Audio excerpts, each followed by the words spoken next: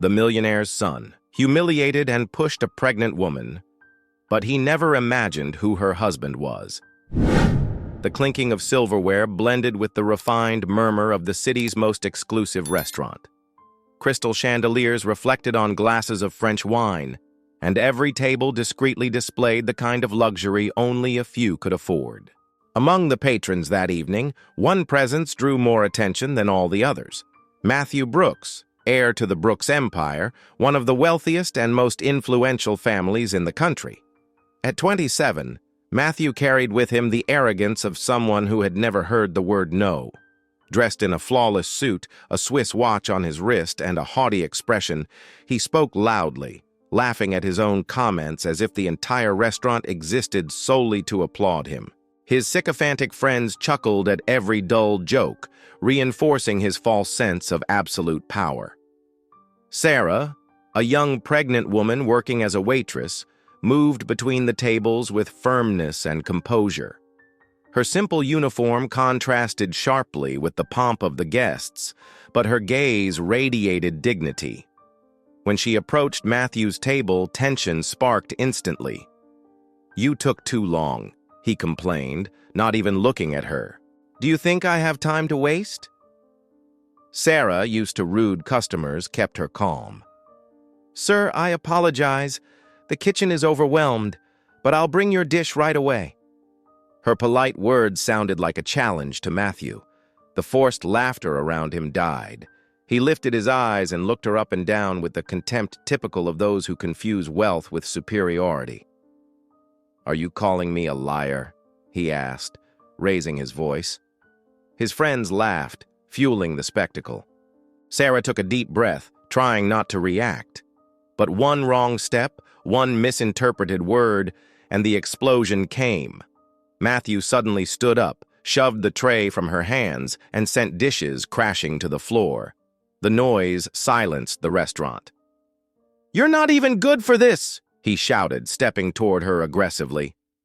Before anyone could intervene, Matthew placed a hand roughly on Sarah's shoulder, pushing her back slightly. The gesture was quick, but enough to shock everyone. Several customers pulled out their phones and began recording. The detail Matthew ignored in his fury. Sarah was pregnant. The silence turned into outraged murmurs. A woman cried out for respect while a man tried to calm the young waitress, who instinctively shielded her belly. Matthew, blind with rage, still had the audacity to sneer, "See, it's people like this who ruin places like this." The scene lasted only seconds, but the damage was done. By the next morning, the entire city knew the face of the arrogant aggressor. The video flooded social media with furious captions. "Millionaire heir assaults pregnant woman in restaurant." Hashtags spread quickly. "Justice for Sarah," "Boycott Brooks," "National disgrace." News programs opened with the footage. Analysts spoke of abuse of power. Psychologists discussed the psychological toll of such an act. Shares of Brooks Corp. plummeted on the stock market. The family, long accustomed to controlling headlines and swaying politicians, now found themselves powerless against the wave of collective outrage. In the opulent hall of the Brooks mansion, Richard, the patriarch, paced back and forth. His eyes were red, not from sorrow, but from rage. "You destroyed everything, Matthew!" he roared, throwing a newspaper onto the table. The front page froze the moment of the assault. "In 1 minute, one single minute of stupidity, you threw away decades of work." Matthew tried to defend himself, but each word sounded more pathetic than the last. "Dad, it was a misunderstanding. She overreacted." "Shut up," Richard snapped.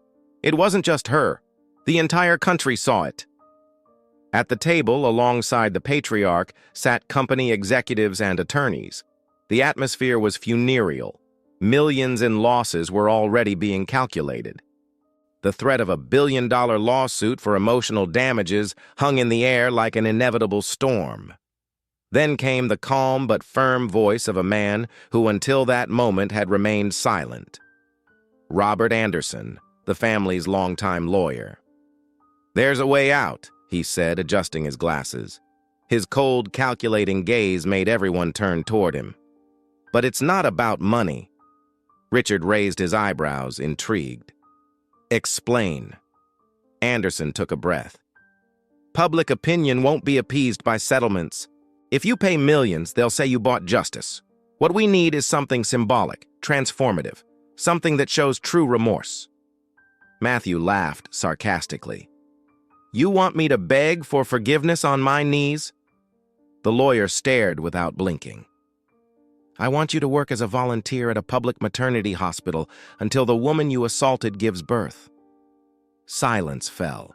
Everyone exchanged stunned looks. Matthew opened his mouth to protest, but Anderson raised his hand, anticipating the outburst. It's that or a lawsuit that could cost billions, along with the family's final moral collapse. The country needs to see a Brooks mopping floors, carrying boxes, standing side by side with the very people you despise. Only then will there be redemption. Richard clenched his fists, breathing heavily. The idea of public humiliation seemed unbearable, but the alternative was far worse. Finally, he muttered, "Make the arrangements." Matthew slammed the table in fury. "No! I won't degrade myself like that." Richard slowly turned to him, his gaze chilling the air. "Yes, you will. Because this time, it's not about you. It's about all of us." At that moment, Matthew realized that for the first time in his life, he had no choice. And so, the arrogant heir who had always believed himself above consequences discovered that the whole world now awaited him in a place where his wealth meant nothing. A public maternity ward, standing beside the woman he had wronged. The Brooks family's black car pulled up in front of the public hospital as if a spaceship had landed in foreign territory. The tinted windows reflected a reality Matthew had never imagined himself part of. Peeling walls, aging ambulances, mothers holding children while waiting under the hot sun. He stepped out slowly, straightening his Italian suit as though the expensive fabric could shield him from an environment he so deeply despised. The smell of disinfectant mixed with human sweat made him wrinkle his nose immediately. "This is it?" he asked the driver in disbelief. The man simply nodded. Matthew huffed, adjusted his sunglasses, and strode toward the reception desk. Every stare that followed him felt like a judgment. Whispers floated down the corridors. Everyone knew exactly who he was. The glass doors opened, and on the other side waited a woman in a white coat, arms crossed, gaze unflinching. Margaret, head nurse of the maternity ward, carried the kind of authority that needed no introduction. "So you're the fallen prince," she said bluntly. "Welcome to the place where your crown means nothing." Matthew tried to answer with sarcasm but swallowed hard under her firmness. Margaret handed him a clipboard. "Sign. From today on, you're under my supervision." He grabbed the pen with disdain, scribbled his signature, and handed it back as though it were a personal insult. "Good," she continued. "Now, put this on." From her hands dropped a simple uniform, cotton pants, a white t-shirt, and a light blue apron. Matthew stared at the outfit in horror, as if it were some ridiculous costume. "I'm not wearing this." Margaret raised an eyebrow. "Then you can go home and wait for the lawsuit. I don't care." The cutting silence lasted only seconds. Whispers rose among patients and nurses watching the scene with interest. Matthew exhaled sharply, snatched the uniform, and went to the locker room. Minutes later, he emerged transformed, not by the clothes themselves, but by humiliation. The Brooks heir, long accustomed to custom-tailored suits, now stood in cheap fabric that barely fit. Some patients chuckled quietly at the sight. "Much better," Margaret remarked, her ironic smile barely concealed. "Now let's get to work." Matthew was led through the maternity ward corridors. The cries of newborns echoed off the narrow walls. Nurses hurried by, balancing trays of medicine and stacks of paperwork. To him, the whole scene felt chaotic, unworthy of his presence. "Your first task is simple," Margaret said. handing him a bucket and a rag. "The hallway in Wing C needs to be cleaned." Matthew's eyes widened. "You've got to be kidding me." "Kidding?" Margaret stepped closer, locking eyes with him. "There's no such thing here. Either you clean or you go home and face the consequences." He glanced around. Expectant mothers sat on plastic chairs, watching him with curiosity and, in some cases, scorn. One whispered to her friend, "Look, the millionaire's a janitor now." Matthew's face burned with rage, but swallowing his pride, he knelt down and began scrubbing the floor. Every movement seemed to strip away another piece of his dignity. The hours that followed were a parade of humiliations. He carried heavy boxes of diapers and IV fluids, straightened crumpled beds, handed out trays of plain food. With each task, sweat dripped, not just from the physical labor, but from the shock of existing in a world where his last name held no weight. At one point, while crossing the cafeteria with a stack of dishes, he spotted Sarah. She was seated, talking with other expectant mothers. The room fell silent when their eyes met. Sarah did not look away. Her gaze, steady and calm, cut through Matthew like blades.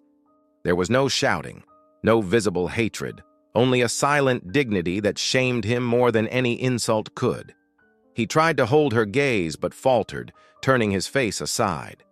The women's whispers grew louder, and he quickened his pace, nearly tripping over his own feet.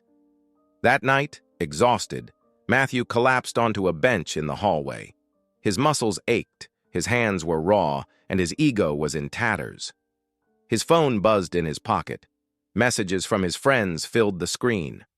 "Dude, what a disgrace. Just saw you mopping floors on the news. Never thought you'd fall this far. Was it worth attacking that woman? Now you're the country's joke." He shut off the phone in anger and rubbed his face with both hands. The humiliation was unbearable. Margaret appeared beside him, clipboard in hand. "Tough day, wasn't it?" He didn't answer. "Better get used to it. You've still got months ahead." Matthew lifted his tired eyes. "I can't take this." Margaret took a deep breath, arms crossed. "The problem is, up until now, you've always believed the world revolved around you. Here, you'll learn it doesn't." Without waiting for a reply, she walked away. Matthew remained there, alone, staring down the corridor lit by cold fluorescent bulbs. For the first time in a long while, he felt an unfamiliar emptiness. Not just physical exhaustion, but the painful sensation of being stripped of everything he had once believed was his strength. The Brooks heir had begun paying the price for his actions, and deep inside, he already sensed that this punishment would not be just a burden, but the beginning of a transformation he couldn't yet imagine. The first weeks at the hospital were a constant shock for Matthew. Every day before sunrise, he arrived with the same look of disdain, trying to shield himself from the reality around him. But inevitably, his mask began to crack. Amid crowded hallways, the cries of newborns, and the constant rattle of metal carts, Matthew discovered something he had never known before: real stories of pain and survival. One morning, while carrying a pile of clean sheets, he came across a teenager, no more than 16, her belly swollen, her eyes lost. She clutched a worn stuffed bear to her chest, as if it were her only support in the world. "Can you help me find the prenatal room?" she asked, timidly. Matthew, annoyed, pointed quickly in the right direction, but as the girl walked away, Margaret appeared beside him. "That's Emily. Her family kicked her out. She's on her own." Matthew didn't reply, but the words echoed in his mind. The next day, while cleaning a room, he overheard two women talking in the hallway. One of them was crying. "My husband left me when he found out I was pregnant. Said the baby wasn't his. Now I don't even have money to buy diapers." Matthew pretended not to hear, but the words stayed with him all the way home. For the first time, he realized his punishment wasn't just physical, it was emotional. Every face he encountered revealed a new wound. Yet the wound that unsettled him most was Sarah's constant presence. She avoided direct interaction, but her quiet firmness always reminded him of his guilt. When she walked through the hallway, she held his gaze with dignity, no open hatred, but no pity either. That tormented him more than any insult could. One afternoon, after hours of hauling boxes and scrubbing floors, Matthew collapsed onto a wooden bench. Sweat ran down his face, his hands trembled. He was exhausted, not only physically, but mentally. Then Sarah appeared, holding a small water bottle. Without a word, she extended it to him. Matthew stared at her, suspicious. "Are you mocking me?" "No," she replied calmly. "I just thought you needed it." He hesitated but took the bottle. He drank a few gulps, trying to hide his need. The silence between them was heavy until Sarah added, "If you keep wasting energy hating everything and everyone, you'll destroy yourself. Take a deep breath. Focus on what matters." Matthew almost laughed. "And what matters?" Sarah looked at her belly, caressing it tenderly. "Life. Always life." Without waiting for a response, she walked away slowly. Matthew sat frozen, the bottle in his hands, his chest tight. It was the first time Sarah had offered him anything other than firm looks. A small gesture, but one that surprised him. For the first time, he felt there might be something beyond the contempt surrounding her. Meanwhile, the outside world refused to let him rest. Social media continued to bombard his image. Videos of him scrubbing floors, carrying bags, serving trays were shared with sarcastic captions. The heir is now an intern janitor. From Armani suit to blue apron, the fall of a Brooks. Some newspapers ran weekly features on his exemplary punishment. Influencers used him as a symbol of elite downfall. Some even argued that community service wasn't enough, that he should be in prison. Matthew read it all in silence, feeling cornered. But unlike before, his reaction wasn't only rage. The weight of public exposure began to shift into something new. Shame. At the hospital, he was discovering that shame, too, could be a starting point. One night, while helping restock supplies, he crossed paths with Margaret again. She observed him in silence, evaluating every move. "You're starting to get it, aren't you?" she said bluntly. Matthew looked at her, confused. "Get what?" "That here. No one is better than anyone else. All these women are fighting for something you've never had to fight for. Dignity." He didn't reply, but he couldn't sleep that night. Days later, at the end of a long shift, he ran into Emily, the teenage girl on her own. She recognized him and smiled shyly. "Thanks for showing me the way that day." Matthew was unsettled. He wasn't used to genuine gratitude. It was nothing. "Yes, it was," she insisted. "Here, every gesture counts." Matthew watched her walk away and, for the first time in a long time, felt a pang of something he couldn't name. Maybe compassion, maybe the start of change. That night at home, he faced his reflection in the mirror. The man staring back wasn't quite the same anymore. Disheveled hair, deep dark circles, a worn apron, so different from the arrogant heir who once looked back. And though he resisted admitting it, Sarah's words echoed in his mind. Take a deep breath. Focus on what matters. Life. Always life. Matthew didn't know exactly what was happening to him, but one thing was clear. Something inside him was slowly beginning to change. It was a stifling afternoon when the hospital's routine was broken by a scene that caught everyone's attention. A young woman arrived in a rush, supported by two neighbors who helped her walk. She was in labor, panting, sweating, her clothes far too simple to hide the poverty that clung to her. Her name was Jennifer. Matthew was in the hallway carrying a box of medications when he saw her pass. Her face showed fear and pain, but what struck him most were the whispers exchanged between the neighbors. She has nothing. Didn't even bring documents. She barely has a place to live. Margaret, always alert, sprang into action immediately. "Bring her to the delivery room, quickly!" Jennifer was placed on a stretcher. Between groans, she kept apologizing. I can't pay. Please, don't turn me away." Matthew froze. His first instinct was to withdraw, as he always did when confronted with misery that made him uncomfortable. But something different happened this time. He couldn't ignore her. Later that night, Matthew slipped quietly into the observation room. Jennifer lay there, clutching her belly, trying to hold back tears. A nurse spoke softly to Margaret, unaware that he was listening. "She has no family. The child's father abandoned her. She can't even afford basic medication." Margaret sighed, exhausted but unwavering. "Then we'll find a way. No one goes untreated here." Matthew stepped back into the hallway, unsettled.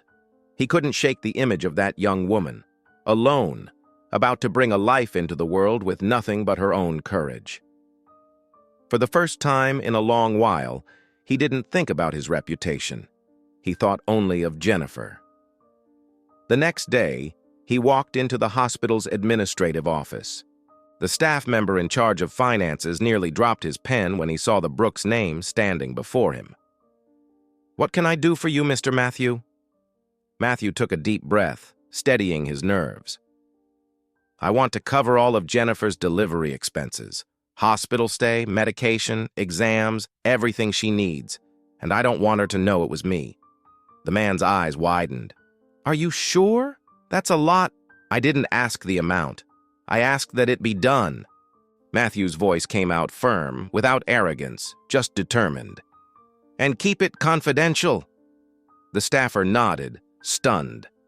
Hours later, when Jennifer was told her expenses would be covered, she broke down in tears. I don't know who did this for me, but thank you, God. Thank you." The nurses exchanged looks. Margaret, watching from a distance, noticed Matthew's eyes fixed on the scene. There was no pride in them, only a strange silence, heavy with something new. "It was you, wasn't it?" she asked quietly, approaching him.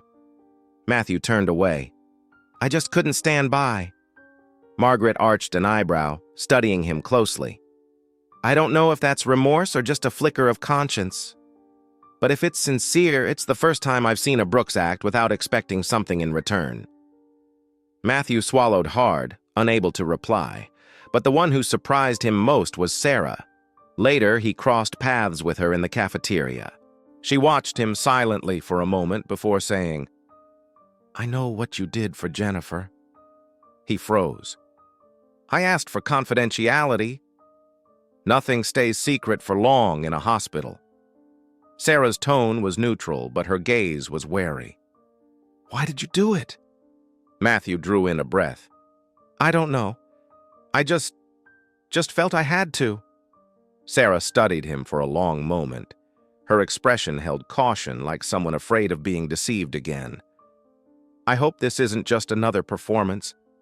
He met her eyes firmly, surprising even himself. "It's not." A heavy silence lingered between them. For the first time, Matthew spoke without a mask, without the need to appear powerful. Sarah noticed. Though she wasn't ready to forgive, the gesture planted a seed of doubt. What if he truly was changing? In the early hours of the morning, when Jennifer went into labor, Matthew was on duty. He saw her rushed into the delivery room and, though he couldn't take part, he waited outside, anxious. Hours passed until a baby's cry echoed through the hallway. He closed his eyes, moved without fully understanding why. Soon after, Margaret emerged, smiling wearily. "It's a girl, strong and healthy." Matthew let out a sigh of relief, as though he had some right to share in that victory. That night, alone in his room, Matthew reflected. For the first time, he had done something good without thinking of cameras, money, or his image. He didn't want applause. He didn't want headlines. He just wanted Jennifer to have the chance to give her daughter what life had denied her. And without realizing it, He himself had taken a decisive step toward something he never imagined he would know: true transformation. The skyscrapers reflected the sunset in golden tones as the lights of Brooks Corporation's headquarters stayed on. On the top floor, the board of directors gathered in an emergency session. The atmosphere was suffocating, heavy as lead. At the head of the long black marble table, Richard Brooks kept a stern expression, his hands clenched over the papers scattered before him. The patriarch, who for decades had prided himself on controlling everything and everyone, now looked like a cornered animal. Executives presented charts on giant screens, plummeting stock prices, investors pulling out capital, contracts being suspended. The Brooks image was in ruins, and at the center of the storm was his son's name. "We need to act immediately," said one director, visibly nervous. "The community service punishment calmed part of public opinion, but it won't last. We need a definitive strategy." Richard took a deep breath, trying to stay composed. But before he could respond, a deep voice rose from the corner of the room. Robert Anderson, the family's longtime lawyer, always imposing in his dark suits. "There's something you need to know," he announced with calculated coldness. "Something that completely changes the course of this story." The room fell silent. The lawyer opened a leather folder and spread documents across the table. Photos, reports, old newspaper clippings. "This," he began slowly, "is about Benjamin Brooks." The name fell like a stone into the still lake of the room. Richard lifted his eyes, both surprised and enraged. "Don't you dare bring that name here, Robert," he roared. "Benjamin has been dead for over 20 years. Anderson stood his ground. "No, Richard, he's alive." Murmurs rippled through the boardroom. Some eyes widened, others exchanged incredulous glances. "That's impossible," Richard spat, his voice trembling with fury. "I saw the reports myself at the time." Anderson slid a recent photograph to the center of the table. In it, a gray-bearded man with steady eyes and an aged face appeared beside a young, pregnant woman. "Recognize him?" Richard froze. His once dominant face twisted in shock. "Benjamin," he murmured, barely audible. The directors leaned forward to get a better look. The lawyer continued. "Not only is he alive, he has lived quietly, far from the family business. And more than that, he is Sarah's husband, the woman Matthew assaulted." The impact was devastating. Silence shattered into muffled cries and exclamations. "What? This is a scandal! How has this never come out before?" Richard slammed his fist on the table, the sound echoing like thunder.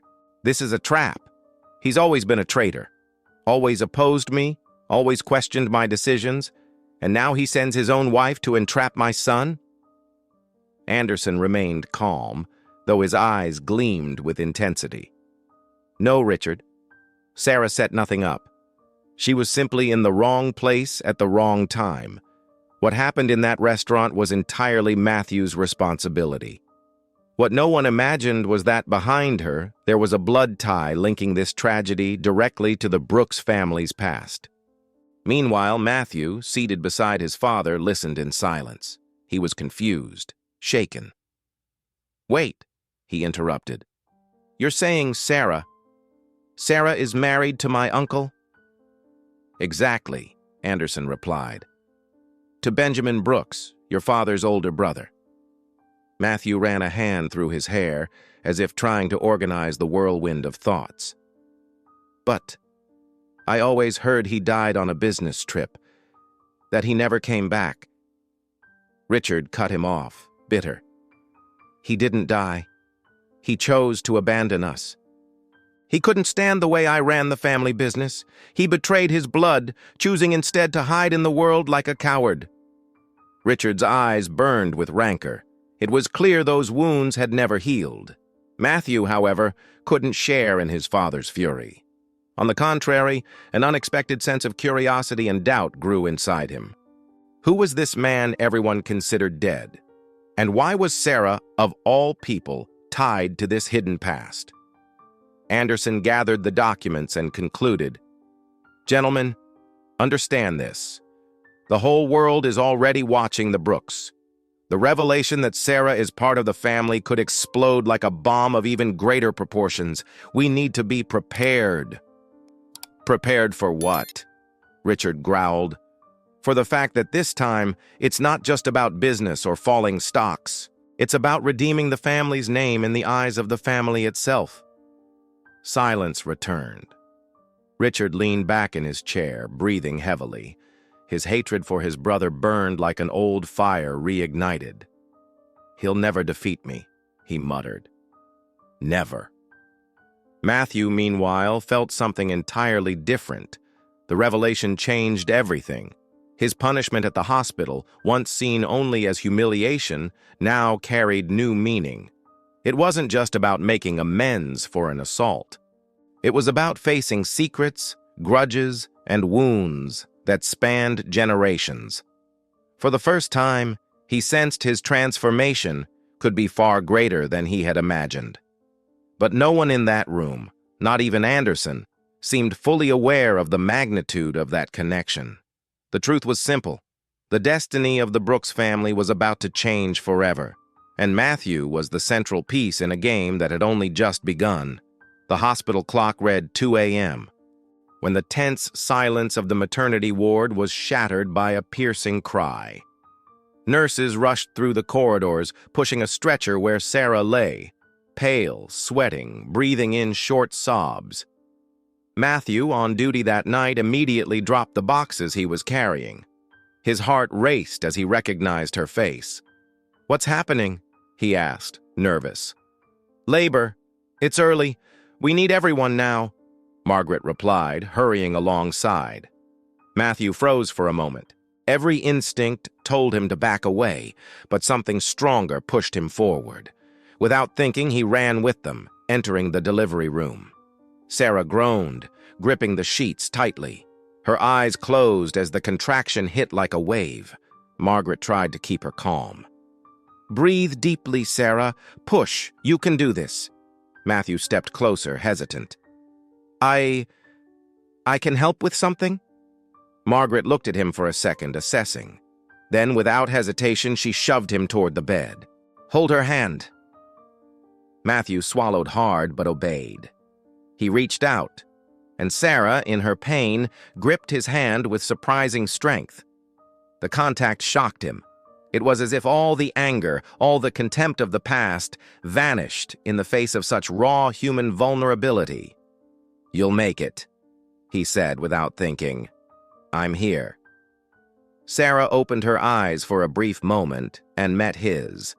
There was no rancor in them, only struggle, pain, and courage.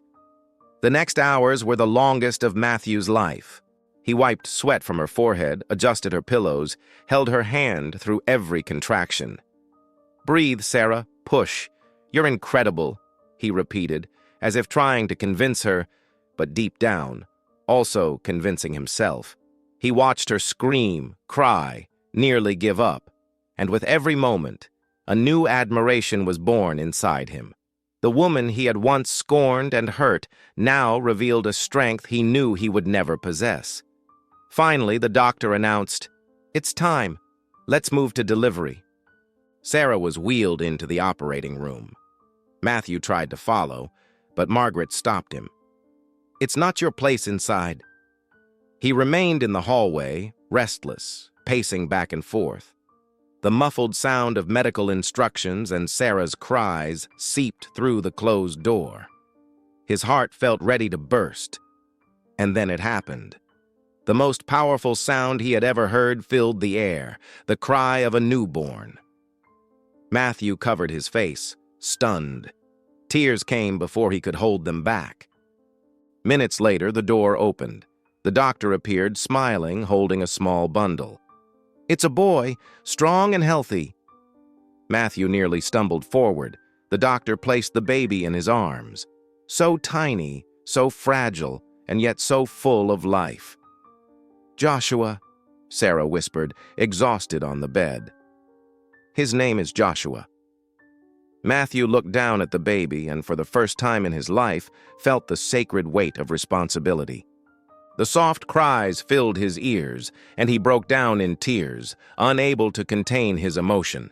He held Joshua close to his chest, as if silently promising to protect him forever. At that very moment, an unexpected presence appeared at the door. A tall man, gray-bearded, with steady eyes, stood watching in silence. His features were familiar, like a distant reflection. Margaret gasped in surprise. "Benjamin!" Matthew lifted his tear-streaked face and looked at the man. His heart pounded as he recognized him, though he had never seen him up close. His father's lost brother, long thought dead. His uncle. Benjamin stepped inside slowly, drawing near. The silence between them was deep, almost reverent. He looked at Joshua, then at Matthew, and a spark of emotion shone in his eyes. "So this is it," he said in his deep voice. "The arrogant heir everyone thought was lost is here, holding life as if it were the greatest treasure in the world." Matthew couldn't answer. He only cried harder, rocking the baby in his arms. Benjamin laid a firm, paternal hand on his shoulder. "I've been watching. I saw you here at the hospital. I saw your choices. You may not realize it yet, but tonight marked your rebirth." Sarah smiled weakly, relief glimmering in her eyes. Joshua, in his very first minutes of life, was already uniting hearts long torn apart by hatred and pride. Matthew sat there, holding the baby, tears running down his face. The arrogant man, the violent heir without purpose, he no longer existed. In his place, a new man was born, someone capable of recognizing the value of life, of care, of forgiveness. And without anyone speaking it aloud, everyone knew. That night, it wasn't only Joshua who was born. Matthew Brooks was born too. 5 years had passed since that dawn when Joshua came into the world, and with him, the rebirth of Matthew Brooks. The city had changed in many ways, but the most unexpected transformation was within the family that once symbolized arrogance and unchecked power: the Brooks. Today, the newspapers no longer spoke of scandals, but of social achievements. That morning's headline read, "Brooks Foundation celebrates 5 years. A leader in maternal health and scholarships for underprivileged youth." In the photo, Matthew appeared in a simple uniform, embracing a group of smiling, expectant mothers while children played in the background. The foundation's headquarters occupied the same building that had once housed the corporation's luxury offices. The cold marble had been replaced by bright colors, murals painted by local artists, and service rooms for low-income families. Richard Brooks, older and more serene, walked the halls with slow steps. The reunion with his brother Benjamin 5 years earlier had broken a shell of pride he had carried for decades.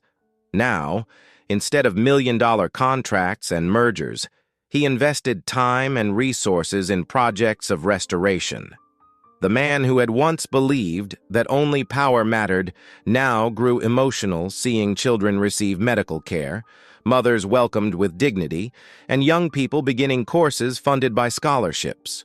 "I never thought my name would stand for something so human," he once confessed to Benjamin. His older brother smiled. "It's never too late to do what's right." At the public maternity ward, the atmosphere was different too. There, where Matthew had once been humiliated in a blue apron, he was now respected as the volunteer coordinator. Early each morning, he arrived before everyone else, organizing teams of nursing students, hauling boxes, speaking with patients. There was no trace of the arrogant heir. In his place was a man who had discovered purpose in service. Margaret, the head nurse, remained firm in her leadership, but now had an unexpected partner at her side. Often they laughed together, recalling Matthew's first days, awkward and full of pride. "Who would have thought?" she teased. "The spoiled prince became the most dedicated volunteer." Matthew answered with a calm smile. "You were right, Margaret.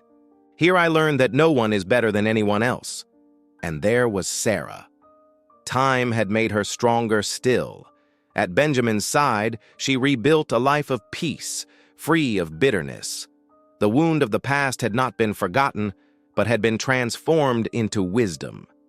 She and Matthew now lived with mutual respect, almost like family. There was no close friendship, but something deeper, a silent understanding, forged through pain and redemption. And at the center of it all was Joshua. The boy grew healthy, surrounded by love. To all who saw him, he was the symbol of a story that had begun with violence, but ended with reconciliation. One afternoon, while playing in the foundation's garden, he ran up to Matthew and asked, "Uncle, show me that trick with the gloves again?" Matthew smiled, remembering the little improvisation he used to amuse the maternity's children. "Of course, champ." As he demonstrated, Joshua laughed loudly, and Sarah, watching from afar, couldn't help but smile. It was impossible to deny. The man who had once nearly destroyed everything was now part of her son's life in an unexpected, genuine way. The Brookses had transformed from the inside out. No longer just businessmen of a cold fortune, but leaders of a movement of service and reparation. Benjamin, finally reconciled with his brother, said in every speech, "Money can buy many things, but it cannot buy the dignity of a people, nor the peace of a conscience. That is what we choose to honor now." Richard, often moved, added, "Today we don't measure our worth by the size of our stock shares, but by the number of lives we are able to touch." That night, Matthew left the foundation and walked through the lit-up streets. A soft breeze carried memories of his old life. Lavish parties, hollow flattery, shallow laughter. It all felt so distant. He could barely believe he had ever been the protagonist of that story. He remembered the restaurant, the cowardly shove, the cameras, the viral video. Then, the bucket and rag, the first humiliations, Margaret's firm gaze, Sarah's unexpected kindness, Jennifer's tears, and Joshua's birth. Each memory was a scar, but also a silent medal. He lifted his eyes to the sky and whispered, almost to himself, "Now I understand the value of life." 5 years earlier, the name Brooks had been synonymous with scandal. Today, it was remembered for schools, maternity wards, scholarships, and social projects. Sarah and Benjamin lived in peace. Richard had finally reunited with his brother. Joshua grew as the bond that united them all. And Matthew had found his true calling, not in luxury, but in service, not in power, but in care. The lesson was clear, echoing like the closing line of a story never to be forgotten. Power, money, and fame mean nothing without responsibility, service, and forgiveness. Matthew's story showed us that there is always a path to change. And you? Do you believe everyone deserves a second chance? Comment, "I believe," if you also feel that no one should be silenced. If this message touched you, leave a like and subscribe so more people can receive this message of hope too.